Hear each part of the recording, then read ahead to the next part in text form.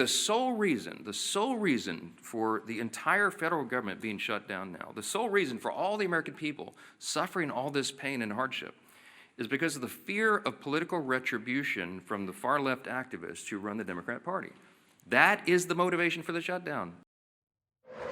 So with that, we bring in Republican Senator Tommy Tuberville of Alabama, whose committees include Armed Services, Veterans Affairs, Agriculture, Health, Education, Labor, Pensions. All of those, of course, impacted by this shutdown. He's also running for governor in his home state. Senator, thank you very much for being here. Chad Berger is reporting that there is a new bill that is potentially in the works, that there could be work going into the weekend. What is the shape of what's being discussed right now? And does this signal that maybe a change is coming, maybe some resolution is coming? Well, in the last week or so, Martha, the Democrats have snuck around behind the scenes and worked with our leadership team, knowing that they want to get out of this themselves. Not all of them, but a few of them, and hopefully it would be enough to open up. But I think they really feel emboldened that they won a couple of blue state elections this past Tuesday, and I don't know whether the deal is still on the table. You know, it's about 3 appropriation bills that we'd put in the CR, put a date in there, get it done, voted in, and possibly kick the can down the road to January. Here's the problem, Marcia.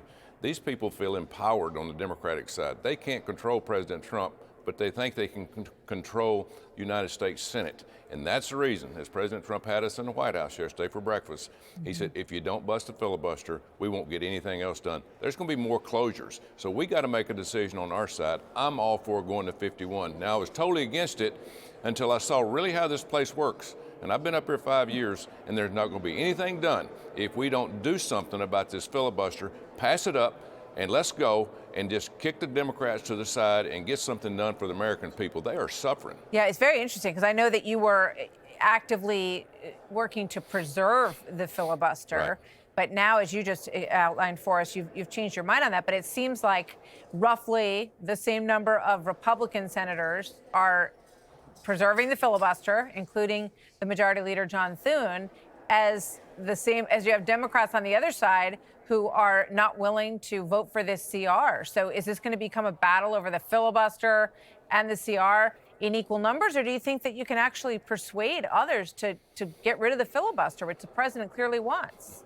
Yeah, I think it's not going to be the president changing Republicans' mind. It's going to be the American people.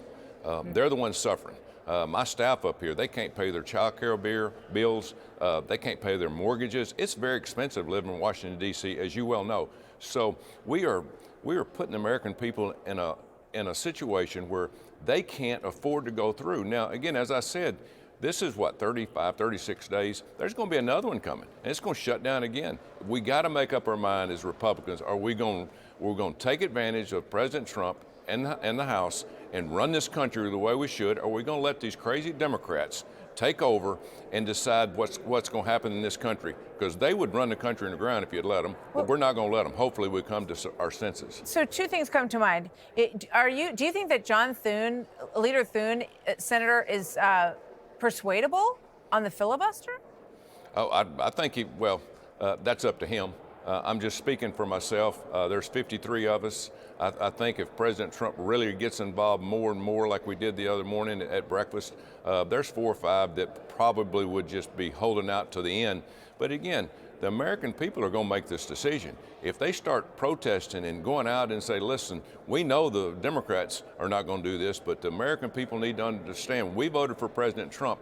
And so if the Senate and the House don't vote this in, we're going to run you out of office. Yeah. And so, and we're in a tough situation here, but we've got to make some tough decisions for the American people. We don't run this place for the Senate. We run it for the American people. So it's just very interesting because you see the rock and a hard place crowd on both sides, right, who are not willing to give in. So if it turns out that Republicans end up approving on doing away with the filibuster, explain to our viewers what happens down the road when Democrats have a majority, or it goes back and forth and Democrats are back in power at some point. So then Republicans will have no control over this kind of issue on a continuing resolution either. Yeah, well, that's a tough situation, but we've got the House and the Senate and the White House for 3 years. We can put this country back together. They almost run us underground with President Biden. And we actually had a little bit of power at one time. But I'm going to tell you, they will change it. If we don't change it, they will. I saw the writing on the wall back when they voted it down. Joe Manchin and Sinema stepped up and did the right thing at that time. So we need to get something done for the American people. Very interesting. And you're right. The American people are getting more and more frustrated. They want to head where they're heading for Thanksgiving, and they want to do it safely. Senator Tuberville, thank you very much. Thank you. Good to have you here, sir. Hey, Sean Hannity here. Hey, click here to subscribe to Fox News YouTube page and catch our hottest interviews and most compelling analysis. You will not get it anywhere else.